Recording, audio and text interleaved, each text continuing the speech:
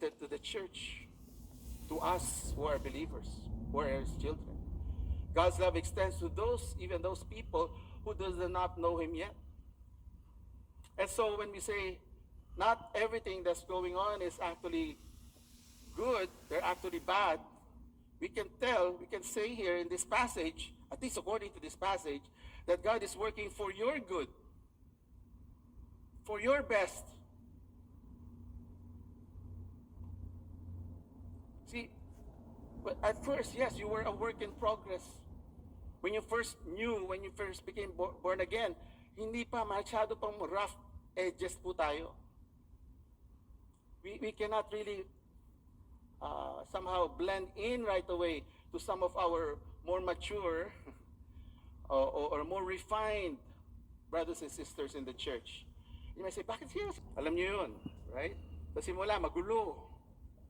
Simula, maraming mga tools, materials that we need to bring in so that that room, that comfort room, that washroom, that kitchen of yours would turn from this picture to this picture. Wow, ang ganda.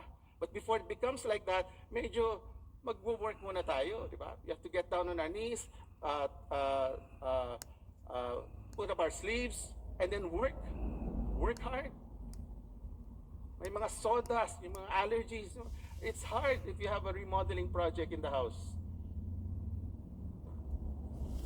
But then my hope is that today, that we will see that God is working in your life to change you, to transform you, and that you'll see God's grand plan, grand vision for you when you're done.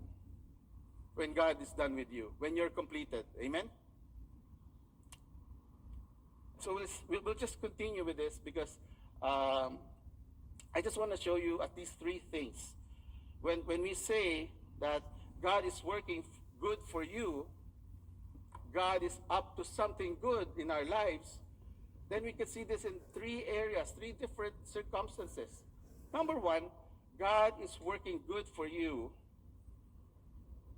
according to this verse of this passage today, Romans 8:28. Even when life gets hard, even when things are groaning, even when things get hard. See this Romans 8:28, we probably know by heart, right? Lahat tayo, besides John 3:16. You probably memorized this verse. When things get hard, right? Can we recite them? Yeah, together.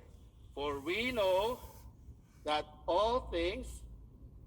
that those who love God, all things work together for good, for those who are called according to his purpose. All things work together for good.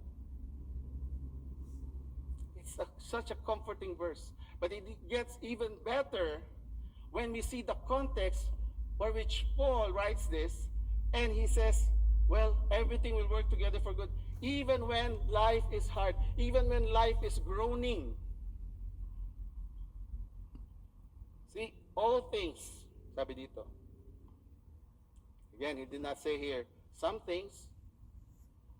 See, all things work together, all things, all the time. God will what? Work together for good. Including things that are not so good. In things that are not so good, God will work for good. Amen?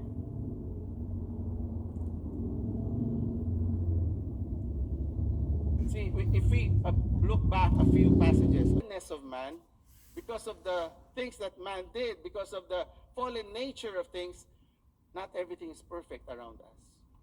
So creation is groaning and awaiting for the time when what? Christ comes back to redeem all things. And when Christ comes back, he will bring us together with him. We are together with him, and he will create a new heavens and a new earth. Bago na lahat. But until that time, creation is groaning. What else? In verse 23, sino nag-groan? We ourselves, we're groaning inwardly.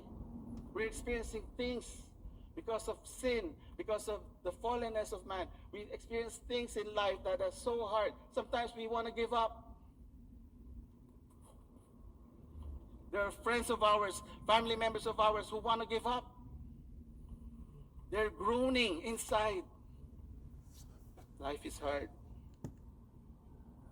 And in verse 26, the same. You know what God does? He allows the Holy Spirit on your behalf. Amen? With groans. Hindi natin maintindihan. Some call it a heavenly language. Some call it tongues. I don't care. But it's the Holy Spirit at work in us, praying on our behalf.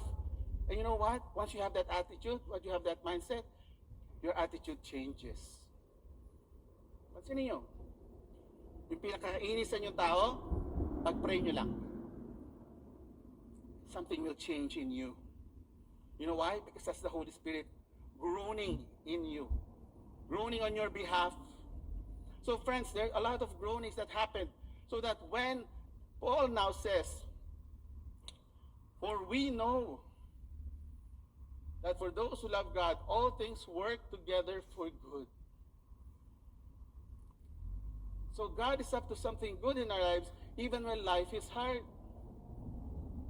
I can picture a baker, those who love baking. I can picture something like, okay, I'll make a chocolate cake. Right? And can you picture in your mind right now chocolate cake? Pastor, maaga pa. Mamaya pa lunch. Picture in your mind a chocolate cake. So for that chocolate cake, it's good. It's good, right? It's good for the taste. It's good for, your mouth. But in that chocolate cake, there are so many ingredients in it.